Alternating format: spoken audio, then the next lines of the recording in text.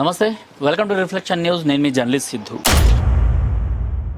Cache Patel Schwann as 9th FBI director takes oath on Bhagavad Gita. మన భారతీయ మూలాలకు సంబంధించిన cache Patel FBIకి సంబంధించిన 9వ డైరెక్టర్గా ఆయన ప్రమాణ స్వీకారం చేశారు, అది కూడా భగవద్గీత పైన. ఇదే విషయం పైన మాట్లాడడానికి జయసింహ అన్న, ప్రముఖ political analyst and senior journalist మనతో పాటు మన స్టూడియోలో ఉన్నారు. అన్న నమస్తే. నమస్తే. సో అసలు ఏం జరుగుతుంది? అసలు అమెరికాలో జాబ్ల కోసం వెళ్ళిన వాళ్ళు అక్కడ ఏకంగా మొత్తం పాతుకుపోతున్నారు. అక్కడ పొలిటికల్ కానివ్వండి, లేకపోతే జాబ్స్ కానివ్వండి, హై అండ్ బిజినెస్లో కానివ్వండి, ప్రతి చోట భారతీయులే కనిపిస్తున్నారు. ఒకప్పుడు మన ఇండియన్ సినిమాలు, మన తెలుగు సినిమాలు తీసుకున్నా కూడా అమెరికాని చాలా గ్రాండ్గా చూపెట్టే విధంగా అండ్ అక్కడ చాలామంది భారతీయులు ఉండే విధంగా చూపిస్తేనే మనం చాలా హ్యాపీగా ఫీల్ అయ్యేవాళ్ళం. ఇప్పుడు ఏకంగా పెద్ద పెద్ద పొజిషన్స్లో మన వాళ్ళు వచ్చేస్తున్నారు.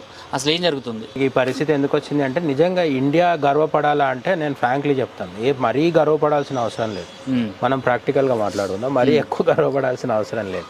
అట్లా అని మరీ తీసిపారేయాల్సింది కూడా లేదు. ఎందుకంటే మన మూలాలు ఉన్నవాడు. ఇప్పుడు ఆ కాష్ పటేల్ అంటే అతని పేరు కశ్యప్ పటేల్.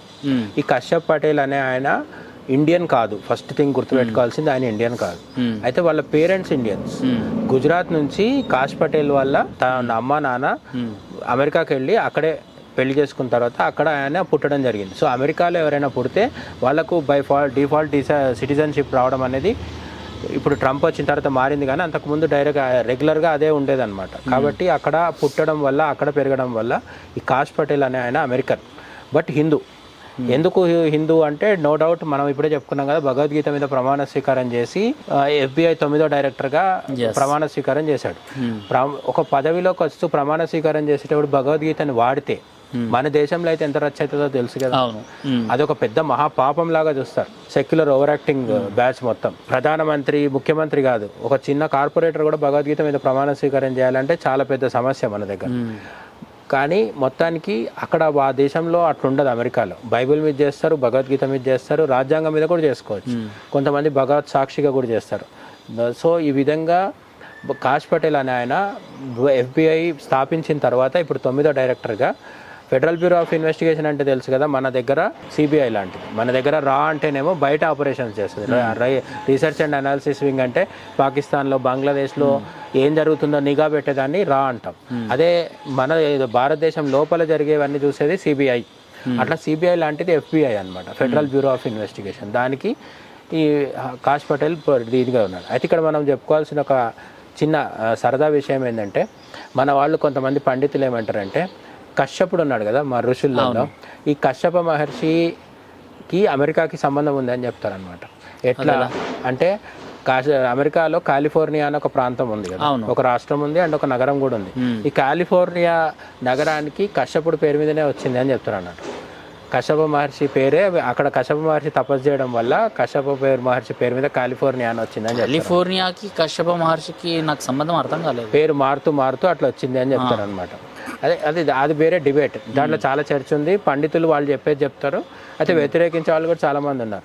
ప్రతిదాన్ని వీళ్ళు పోయి అట్లా ఓన్ చేసుకుంటారు అని చెప్పేవాళ్ళు కూడా ఉన్నారు. అయితే నేను కశ్యప మహర్షి అక్కడ వెళ్ళి తపస్సు చేసిండు నేను చెప్పట్లేదు, నేనేమి సమర్థించట్లేదు, దానికి ఆధారాలు కూడా ఉండవు. మన పురాణాల్లో వర్ణించిన దాన్ని బట్టి కొందరు చెప్తుంటారు అనమాట. ఇక్కడ ఒక సరదా విషయం ఏంటంటే, కశ్యప మహర్షి వెళ్ళి తపస్సు చేస్తే ఆ పేరు కాలిఫోర్నియా అయిందా లేదా ఇదంతా పక్కన పెడితే అప్పుడు కాదు, ఇప్పుడైతే కశ్యపుడి ప్రభావం ఖచ్చితంగా అమెరికా మీద ఉంది. ఎవరా కశ్యపుడు అంటే మన కశ్యప్ పటేల్. ఈ కశ్యప్ పటేల్నే వాళ్ళు ఇంగ్లీష్లో క్యాష్ పటేల్ అంటున్నారు. కశ్యప్ని షార్ట్ కట్లో క్యాష్ అంటున్నారు అన్నమాట. సో అప్పుడు కశ్యపుడు పోయిండో లేదో కానీ ఇప్పుడు కశ్యపుడు అయితే వెళ్ళిండో దాని మీద చేసిండు. అయితే ట్రంప్ వచ్చిన తర్వాత ఏంటంటే, అమెరికాలో ఉన్న ఇండియన్స్లో కూడా పర్టికులర్లీ హిందూ పాపులేషన్, వీళ్ళ ప్రభావము ట్రంప్ అడ్మినిస్ట్రేషన్లో ఎక్కువ ఉందన్నమాట. ఈ పరిస్థితి ఎందుకు వచ్చింది అంటే, మన వాళ్ళు ఒక 2 తరాల కిందట అమెరికాకి వెళ్ళి సెటిల్ అవడం మొదలు పెట్టినారు. 1970s కూడా పోయిండ్రు, 80sలో పోయిండ్రు, 90sలో పోయిండ్రు. తర్వాత అయితే 2000 తర్వాత ఇంకెక్కువ మంది వెళ్తున్నారు ఈ మధ్య. ఎందుకు వెళ్తున్నారు అంటే, అమెరికా తన అవసరం కొద్ది పిలుస్తుంది. ఇప్పుడు దుబాయ్లో కానీ ఎక్కడైనా సరే కూలి పనికో, చిన్న లేబర్ వర్క్కో వెళ్ళే వాళ్ళు వేరు, ఆ పని ఎవరైనా చేయగలుగుతారు. కానీ అమెరికాకి వెళ్ళే ఇండియన్స్ హైలీ స్కిల్ ఉన్నవాళ్ళు, హైలీ టాలెంట్ ఉన్నవాళ్ళు, హైలీ తెలివి ఉన్న వాళ్ళు వెళ్తారు అక్కడికి. అందుకని అక్కడికి వెళ్ళే వాళ్ళు సాఫ్ట్వేర్ దాంట్లో కానీ, లేకపోతే డాక్టర్స్, అమెరికాలో చాలామంది డాక్టర్స్ కూడా మన ఇండియన్స్ ఉన్నారు. వీళ్ళందరూ అక్కడికి ఎందుకు వెళ్తున్నారంటే అమెరికాకు కావాల్సిన టాలెంట్ మన వాళ్ళల్లో ఉంది. యాక్చువల్గా వీళ్ళందరూ అక్కడికి వెళ్ళిపోవడం అనేది ఇండియాకు కొంత నష్టం కూడా. చాలా తెలివైన వాళ్ళందరూ అక్కడికి వెళ్ళిపోతున్నారు కాబట్టి. అయినా సరే మనం ఒక గర్వించాల్సిన విషయం ఏంటంటే ఇప్పుడు మన వాళ్ళు చాలామంది అక్కడ ఉన్నారు. ఇప్పుడు మానిటరీ ఫండ్, ఈ IMF ఉంది కదా, వరల్డ్ బ్యాంక్ అంటాం కదా, దాంట్లో కూడా ఇండియాకు సంబంధించి భారతీయ మూలాలు ఉన్న ఆమెనే ఉన్నారు. తర్వాత సుందర్ పిచై, వీళ్ళైతే మనకు తెలుసు కదా, గూగుల్, మైక్రోసాఫ్ట్, వీళ్ళందరూ కూడా ఉన్నారు. సాఫ్ట్వేర్ దాంట్లో చాలామంది ఉన్నారు. అట్లనే ట్రంప్కి AI, ఆర్టిఫిషియల్ ఇంటెలిజెన్స్ సంబంధించిన విషయాల్లో సలహాదారుగా కూడా మన భారతీయుడినే పెట్టుకున్నాడు అనమాట. దాని మీద వివాదం కూడా జరిగింది, కాంట్రవర్సీ కూడా జరిగింది. ఎందుకంటే ఈ AI దాంట్లో సలహాదారుగా పెట్టుకున్న వాడిని అయితే అసలు అక్కడ పుట్టి అక్కడ పెరిగి అమెరికా పౌరుడు కూడా కాదు, ఇక్కడ నుంచి వెళ్ళి ఉద్యోగం కోసం వెళ్ళి సెటిల్ అయ్యింది అనమాట. అట్లా వీళ్ళందరినీ తీసుకుంటున్నందుకు ట్రంప్ మద్దతుదారుల్లో కూడా కొంత అసంతృప్తి కూడా ఉంది. కానీ ఎందుకు తీసుకుంటున్న ట్రంప్ అంటే, ఒకటి మన వాళ్ళకి టాలెంట్ ఎక్కువ ఉండడం, రెండోది నిజాయితీగా ఉంటారు. ఏ దేశంలో ఉన్నా సరే ఆ దేశానికి నిబద్ధతతో కట్టుబడి ఉంటారు. ఆ దేశంలో ఉంటూ ఇంకో దేశం పాటపాడడం అనేది అక్కడ ఉన్న వాళ్ళు అయితే చేయరు.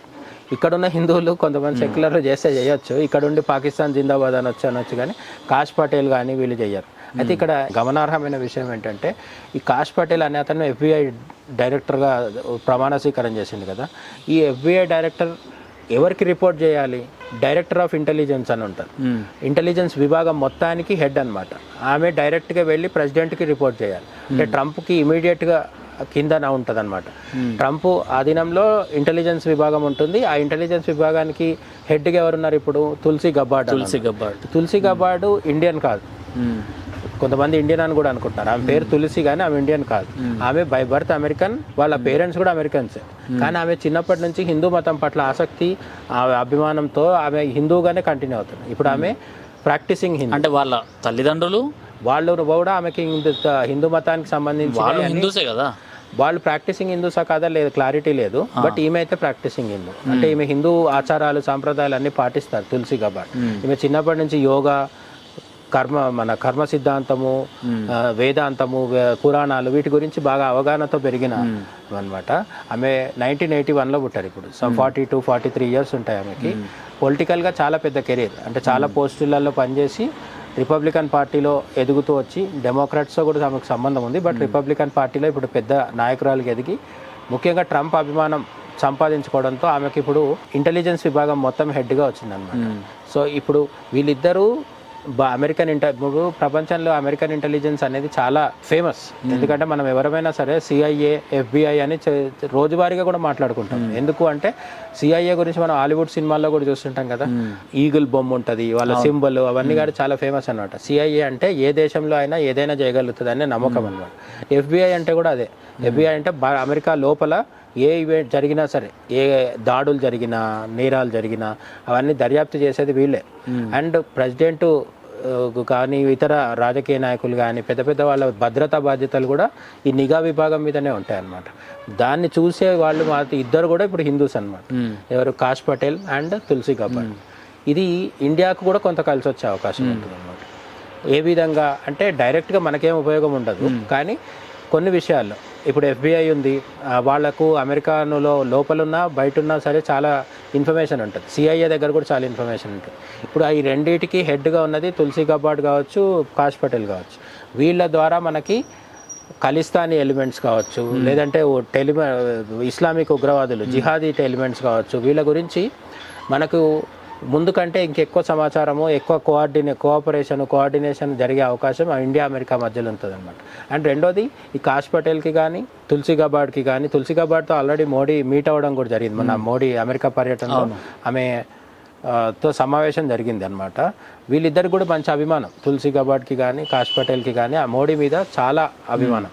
ట్రంప్కే అభిమానము. మొన్న చూసినాం కదా, ఆమె మోడీ కూర్చుంటుంటే చైర్ కూడా అడ్జస్ట్ చేస్తున్నారు. చాలా మంది ఆ వీడియోస్ షేర్ చేసుకున్నారు. ట్రంప్కే మోడీ మీద గురుంది అనడము ఒక విశేషం. అయితే ఆయన కింద సెకండ్ పొజిషన్లో ఉన్న తులసి గబార్డ్ కావచ్చు, కాష్ పటేల్ కావచ్చు, వీళ్ళు కూడా మనకు అనుకూలంగా ఉండడం అనేది ముందు రాబోయే 2-3 సంవత్సరాలు మనకి బాగుంటుంది. అంటే పాకిస్తాన్ విషయంలో, బంగ్లాదేశ్ విషయంలో మోడీ ఏదైనా చర్య తీసుకోవాలంటే ఆల్రెడీ ట్రంప్ చెప్పాడు కదా, బంగ్లాదేశ్ సమస్య మోడీ చూసుకుంటారని. ఇప్పుడు మళ్ళీ షేక్ హసీనాని తీసుకెళ్ళి షేక్ హసీనా బంగ్లాదేశ్లో ఆమె కంట్రోల్లోకి తీసుకురావాలి అంటే, షేక్ హసీనా కంట్రోల్లోకి మళ్ళీ బంగ్లాదేశ్ రావాలంటే అమెరికా సహకారం కూడా ఉండాలి. ఎందుకంటే అమెరికా కుట్ర వల్లే కదా, జో బైడెన్ ఉన్నప్పుడు అమెరికా కుట్ర వల్లనే బంగ్లాదేశ్ నుంచి పారిపోయి రావాల్సి వచ్చింది షేక్ హసీనా. ఇప్పుడు మళ్ళీ మొహమ్మద్ యూనస్ని అక్కడి నుంచి తప్పించి షేక్ హసీనాని ప్రజల చేత ఎన్నుకోబడ్డ షేక్ హసీనాని మళ్ళీ తిరిగి ప్రధానం చేయాలి అంటే మోడీ ఏదో ఒక చర్య అయితే తీసుకోవాలి. అయితే అన్న ఇంతకుముందు ఏదైతే ప్రభుత్వం ఉంది కదా అక్కడ, సో ఆ ప్రభుత్వంలో కూడా కొంతమంది భారతీయ మూలాలు కలిగిన వాళ్ళు, అంటే ఆమె పేరేంటి, కమలా హారిస్ ఉంది. సో ఇలాంటి వాళ్ళు ఉన్నప్పుడు భారతదేశానికి ఎలాంటి న్యాయం అయితే, అంటే ఎలాంటి పాజిటివ్ అయితే ఏం జరగలేదు, పైపెచ్చు నష్టాలు కొన్ని జరిగినాయి. అండ్ వేరే విదేశీయులకి వీళ్ళు సపోర్ట్ చేయడము ఇలాంటివన్నీ ఇలాంటి ప్రభుత్వం చేసింది. సో ఆ ప్రభుత్వంలో ఇంకా ఎవరెవరు ఉండేవాళ్ళు మన భారతీయులు? ముఖ్యంగా అందరికంటే ఇంపార్టెంట్ అయితే కమలా హారిస్ అని వైస్ ప్రెసిడెంట్. డెమోక్రాట్స్ లో కూడా కొందరు ఉన్నారు, కానీ అంటే ఇప్పుడు విదేశాంగ శాఖలో స్పోక్స్ పర్సన్గా కూడా ఒక ఆయన ఉండేవాడు, వేదాంత్ అని ఒకరు ఉండేవాళ్ళు. ఈ విధంగా కొందరు ఉన్నారు, కానీ పోల్చి చూసినప్పుడు రిపబ్లికన్ పార్టీకి మన వాళ్ళ మద్దతు ఎక్కువ ఉంది. ఇండియన్స్, అమెరికాలో ఉన్న ఇండియన్స్ ఇండియన్ మూలాలు ఉన్న వాళ్ళు, అంటే వాళ్ళు కూడా నేషన్ ఫస్ట్ అన్న థియరీతో ముందుకెళ్తారు. అంటే ముందు డెమోక్రాట్స్కి ఉండేవాళ్ళు. బిల్ క్లింటన్ టైంలో అమెరికాలో ఉన్న తెలుగు వాళ్ళు కావచ్చు, అమెరికాలో ఉన్న ఇండియన్స్ కావచ్చు, గుజరాతీలు, పంజాబీలు అందరూ కూడా బిల్ క్లింటన్ కోటేసేవాళ్ళు. బిల్ క్లింటన్ ఎవరు? Democrat leader. అప్పుడు చాలా వరకు డెమోక్రాట్స్కి మన వాళ్ళు మద్దతు ఇచ్చేవాళ్ళు. అయితే అక్కడ ఏమైందంటే డెమోక్రాట్స్ అంటే ఎవరంటే అమెరికాలో ఉన్న కాంగ్రెస్ లాంటి వాళ్ళు. సో వాళ్ళు ఏం జరిగినా సరే ముస్లింలకు మద్దతు పలకాలని డిసైడ్ అయిపోయాను. కమలా హారిస్ కావచ్చు, జో బైడెన్ కావచ్చు, ఒబామా కావచ్చు, బిల్ క్లింటన్ భార్య హిలరీ క్లింటన్ కావచ్చు, వీళ్ళందరూ కూడా డెమోక్రాటిక్ లీడర్స్ అందరు కూడా ఓటు బ్యాంకు. బుష్ మళ్ళీ రిపబ్లికన్, సీనియర్ బుష్ కావచ్చు, జూనియర్ బుష్ కావచ్చు, ఇప్పుడు ట్రంప్ కావచ్చు, వీళ్ళంతా రిపబ్లికన్స్. సో ఈ రిపబ్లికన్స్ కంటే డెమోక్రాట్స్ ముస్లిం అపీజ్మెంట్ ఎక్కువ చేస్తారు. ఇక్కడ కాంగ్రెస్ చేసే పని వాళ్ళు చేస్తారు. అందుకే మైగ్రెంట్స్ ని కూడా అలౌ చేస్తారు. మెక్సికో నుంచి, కెనడా నుంచి, ఎక్కడి నుంచి అన్నా రండి మీరు అంటారు. ఎందుకు? ఇప్పుడు మమతా బెనర్జీకి వెస్ట్ బెంగాల్లోకి బంగ్లాదేశీలు వస్తే లాభం ఏంటి? ఓటు బ్యాంక్ పెరుగుతుంది. అదే ఓటు బ్యాంక్ పాలిటిక్స్ అక్కడ కూడా జరుగుతుంది. డెమోక్రాట్స్ ఎవరినైనా రండమంటారు. ఎందుకు రమ్మంటారు అంటే ఓట్లు పెరుగుతాయని. ట్రంప్ కానీ రిపబ్లికన్స్ కానీ కొంత రైట్ వింగ్ ఐడియాలజీ ఉంటుంది, నేషనలిజం ఉంటుంది, బాగా జాతీయవాదం ఉంటుంది. అందుకని అమెరికా ఫస్ట్ అంటారు. నువ్వు మాగా అనేది ఉంది కదా, ఫేమస్ అయింది కదా, మేక్ అమెరికా గ్రేట్ అగైన్, మాగా. అట్లా అమెరికా ఫస్ట్ అనే నినాదంతో ట్రంప్ రావడంతో భారతీయులు కూడా వాటి వైపు వెళ్ళింది. ఎందుకంటే భారతీయులకి ఇమిగ్రేషన్ ప్రాబ్లమ్స్ చాలా తక్కువ. మన వాళ్ళు కూడా వస్తున్నారు, రోజు పంజాబ్లో వచ్చి దిగుతున్నారు, అమృత్సర్లో. అక్రమంగా వెళ్ళిన వాడిని ఎవరైనా సమర్థించలేం కదా. అప్పుడు అమెరికాకి మన వాళ్ళు అమెరికాలో అక్రమంగా చొరబడితే అమెరికా రిటర్న్ పంపించింది. రేపు ఇక్కడ నుంచి అక్రమ బంగ్లాదేశీలని, అక్రమ రోహింగ్యాలని ఇండియా కూడా పంపిస్తుంది. అది కాదంటున్నారంటే వాళ్ళు దేశద్రోహుల కింద లేదు. అక్రమంగా వలస వచ్చి ఇక్కడున్న నిజమైన హిందువులు, నిజమైన ముస్లింలు, నిజమైన భారతీయుల ఉద్యోగాలు, వనరులు అన్నీ కొట్టేసి అట్లనే క్రిమినల్ యాక్టివిటీస్కి పాల్పడుతూ ఇక్కడ డ్రగ్స్ సప్లై చేస్తుంటే ఆ బంగ్లాదేశీలని, రోహింగ్యాలని మనం ఎందుకు భరిస్తాం? కానీ మన దగ్గర కొందరు మద్దతు పలుకుతున్నారు. సిఏఏ వద్దు, ఎన్ఆర్సీ వద్దు అని చెప్పి కొందరు ఉన్నారు. ఇటువంటి వాళ్ళు అక్కడ కూడా ఉంటాం. ఇక్కడ అమెరికాలో ట్రంప్ అందరినీ తిరిగి పంపించేస్తున్నారు, కాళ్ళకు చైన్లు వేస్తున్నాడు, అవన్నీ చెప్తున్నారు కదా. వీళ్ళు వ్యతిరేకించే వాళ్ళలో చాలా మంది డెమోక్రాట్స్ ఉంటారు. ఆ డెమోక్రాట్స్ లో కొంతమంది భారతీయులు కూడా ఉండొచ్చు, భారతీయ మూలాలు ఉన్నారు, కమలా హారిస్ లాంటి వాళ్ళు. కానీ వాళ్ళు భారతీయ మూలాలు ఉంటే ఉండొచ్చు, కానీ పేరుకు కమలా హారిసే. కానీ కమలా హారిస్ భారతదేశానికి చేయని నష్టం లేదు. ఆమె 4 ఏళ్ల కాలంలో బంగ్లాదేశ్ గొడవంతా ఆమె చూస్తుండగానే జరిగింది కదా. అట్లనే పాకిస్తాన్కి మద్దతు ఇచ్చిండ్రు. ఆమె వాళ్ళ పార్టీ వాళ్ళు వచ్చి పాకిస్తాన్లో పర్యటించిండ్రు. యుఎస్ఎయిడ్ కూడా స్టార్ట్ చేసింది వీళ్ళే అనుకుంటా. యుఎస్ఎయిడ్ అనే సంస్థ ముందు నుంచి ఉంది, కాకపోతే దానికి ఇష్టం వచ్చినట్టు దానికి ఇష్టం వచ్చినట్టు డబ్బులు ఇచ్చి భారతదేశంలో ఎన్నికల్ని ప్రభావితం చేయాలని చూసింది Joe Biden and Kamala Harris ప్రభుత్వం. యుఎస్ఎయిడ్ అనే సంస్థ చాలా దశాబ్దాల నుంచి పనిచేస్తుంది. అదే వాళ్ళ పని ఏంటంటే యుఎస్ఎయిడ్ ద్వారా చిన్న చిన్న దేశాలు, ఈ వేరే దేశాలలో ప్రభుత్వాన్ని కూల్చడం, అమెరికాకి ఏది బాగుండే, ఏది మంచో అది చేసుకోవడం, అమెరికా స్వార్థం కోసం పనిచే పని అది. ట్రంప్ వచ్చి దాన్ని బ్యాన్ చేయడం జరిగింది. అయితే జో బైడెన్ ఏం స్టార్ట్ చేయలేదు. జో బైడెన్ కమలా హారిస్ కంటే ముందు నుంచి యుఎస్ఎయిడ్ ఉంది. ఆ యుఎస్ఎయిడ్కి డబ్బులు ఇచ్చారు. ఎంత? $21 మిలియన్. ఎందుకు ఇచ్చిండ్రు? భారతదేశంలో ఓటర్ టర్నౌట్ పెంచడానికంటే.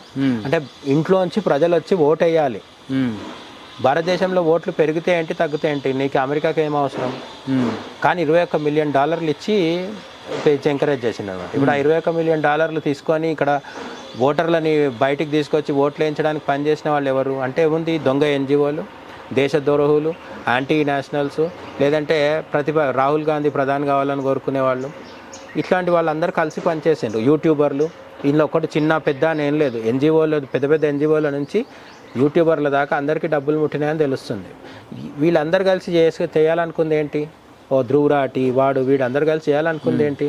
ఎట్లయినా మోడీని దించేద్దాం అనుకున్నారు, అది కాలేదు కాబట్టి ఇప్పుడు అసలు విషయాలన్నీ బయట వస్తున్నాయి అన్నమాట.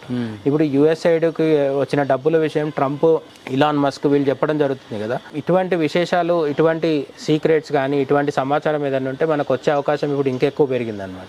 ఎందుకంటే ఒకవైపు కాష్ పటేల్, ఇంకోవైపు తులసి గబార్డ్, వీళ్ళందరూ ఉన్నారు కాబట్టి. సో ఏంటి ఫ్యూచర్లో జరిగే భారతదేశానికి ప్రయోజనాలు ఏంటి వీళ్ళ వల్ల? ప్రయోజనాలు అంటే డైరెక్ట్గా వాళ్ళు మన కోసం పనిచేస్తారని అయితే ఆశించొద్దు. ఎందుకంటే ఆ కాష్ పటేల్, తులసి గబార్డ్ ఎవరైనా సరే అమెరికా ఫస్ట్ అంటున్నారు కదా, వాళ్ళు అమెరికా కోసమే పనిచేస్తారు. అటువంటి భ్రమలు ఏం పెట్టుకోవద్దు. అయితే వాళ్ళు పనిచేసుకునే క్రమంలో మనకేమన్నా ఉపయోగపడుతుందా అంటే, మోడీ లాంటి ఒక ట్రంప్ ఇప్పటికే చెప్పిండు ఏమని అంటే, ఏదన్నా అనుకున్న సాధించడం విషయంలో మోడీ నాకంటే బెటర్ అని చెప్తున్నాడు. అంటే మోడీ బేరం చేయడంలో చాలా దిట్ట అని చెప్పిండు అనమాట. అంటే ఏదన్నా భారతదేశానికి మంచి జరగాలి అనుకుంటే డీల్ విషయంలో మోడీ వెనక్కి తగ్గరు. కాబట్టి అమెరికాని ఎట్లా డీల్ చేయాలో మోడీకి తెలుసు, ట్రంప్ని ఎట్లా డీల్ చేయాలో తెలుసు. కాబట్టి మనం ఆశించగలిగేది ఏంటంటే, కీలకమైన పదవుల్లో మన వాళ్ళు ఉన్నారు కదా. ఇప్పుడు మొన్నటిదాకా ఇంగ్లాండ్కి, అదే బ్రిటన్కి రిషి సునాక్ ఉండేవారు. ఇప్పుడు తర్వాత వచ్చిన ప్రధాని కంటే ముందు రిషి సునాక్ ఉన్నప్పుడు మనకు కొంత ర్యాపో ఎక్కువ ఉంటుంది కదా. దానివల్ల ఉపయోగం అంటే డైరెక్ట్ ఉపయోగాలు కొన్ని కనిపించకపోవచ్చు, కానీ అక్కడ మనవాడు మాకు పాజిటివ్గా ఉండేవాడు ఉంటే బెటర్ అనమాట. అదే పరిస్థితి ఇప్పుడు అమెరికాలో వచ్చింది. సంతోషించాల్సిన విషయం, మనం గమనించాల్సిన విషయం ఏంటంటే, అమెరికానే కాదు, ఇప్పుడు జర్మనీలో కూడా ఎన్నికలు జరుగుతున్నాయి. జర్మనీలో కూడా అగర్వాల్ సర్నేమ్ ఉన్నవాడు, అగర్వాల్ పేరుతో ఒక నాయకుడు వచ్చిండు. అక్కడ కూడా ఆయన కూడా పోటీ చేస్తుండు. గెలుస్తాడా లేదా అది వేరే విషయం, కానీ అతడి గురించి వార్తలు వస్తున్నాయి అంటే పెద్ద నాయకుడు అనే కదా, మరీ ఇండిపెండెంట్ అయితే కాదు కదా. అది ఒక పార్టీ ఉంది, పార్టీలో పోటీ చేస్తున్నాడు. ఆ విధంగా చాలా దేశాల్లో మన వాళ్ళు ఏంటంటే పోయి సెటిల్ అవ్వడం వల్ల, ఆ తర్వాత తరం వాళ్ళు అక్కడే పుట్టి అక్కడే పెరగడం వల్ల, జర్మనీలో, యూరోప్లో దేశాల్లో, అమెరికాలో కావచ్చు, కెనడాలో మనం అంటే చాలామంది సిక్కు నాయకులు ఉంటారు. పంజాబ్ నుంచి వెళ్ళిన వాళ్ళు అయితే చాలామంది రెండో తరం నాయకులు ఉంటారు. హిందువులు కూడా ఉంటారు, సిక్కులే కాదు, హిందూ పేర్లతో కూడా ఉన్న వాళ్ళు కూడా ఉంటారు అనమాట. సో కెనడా పార్లమెంట్లో, అమెరికాలో, యూరోప్లో, రాబోయే కాలంలో ఆస్ట్రేలియా లాంటి వాటిల్లో ఎక్కడైనా సరే మనం చాలామందిని చూడవచ్చు అనమాట. దీనివల్ల మన పరపతి పెరుగుతుంది అనమాట. ఇండియా రీచ్ పెరుగుతుంది. ఇదే కాకుండా వరల్డ్ బ్యాంకు, గూగుల్, మైక్రోసాఫ్ట్ ఇటువంటి పెద్ద పెద్ద సంస్థలకు కూడా మన వాళ్ళు ఉండడం వల్ల ఏంటంటే, ఇండియా అంటే ముందులాగా ఏదో థర్డ్ వరల్డ్ కంట్రీ, వీళ్ళ దగ్గర బొచ్చబట్టుకొని అడుక్కునే దేశము అని నెహ్రూ కాలంలో, ఇందిరా కాలంలో, తర్వాత పివి నరసింహారావు కంటే ముందు కాలంలో, రాజీవ్ గాంధీ కాలంలో అట్లున్న ఇమేజ్ పోయి ఇప్పుడు ఇండియా అంటే ఒక పెద్ద దేశము, బలమైన దేశం అని వస్తుంది.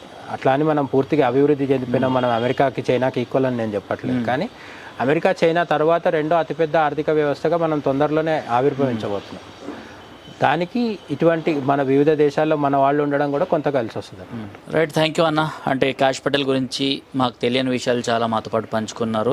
అంటే భారతదేశానికి ప్రయోజనం అయితే అంత జరగకపోవచ్చు అని చెప్తున్నారు, బట్ మన భారతీయులకు సంబంధించిన మూలాలు కలిగిన వాళ్ళు అక్కడ, అండ్ హిందువులు అక్కడ ఉన్నారు అన్న కూడా అది ఒక రకమైన ఆనందం. పర్టికులర్ లాభాలు కాదు, అక్కడ మనకు అనుకూలమైన వాతావరణం ఉంటుంది. వాడుకుంటామా లేదా అనేది మన మీద ఆధారపడి ఉంటుంది. వాడుకోగలిగే నాయకత్వం ఢిల్లీలో ఉందనే విషయం ఆల్రెడీ 10 ఏళ్ల నుంచి ప్రూవ్ అయింది కదా. ఢిల్లీలో ఉన్న నాయకత్వానికి అయితే స్వార్థం లేదు. దేశమే ఇండియా ఫస్ట్ అంటారు కదా, వాళ్ళు అమెరికా ఫస్ట్ అన్నట్టే మనం ఇక్కడ ఇండియా ఫస్ట్ అంటాం. కాబట్టి జాతీయవాదులు అక్కడ ఇక్కడ ఉన్నారు కాబట్టి, హిందూ మతమా క్రిస్టియన్ అని కాదు, ఎక్కడైనా జాతీయవాదులు ఉన్నారు కాబట్టి మంచి జరుగుతుంది, జరగాలని కోరుకుందాం మనం కూడా. రైట్ అన్న, థ్యాంక్ యూ. జై హింద్.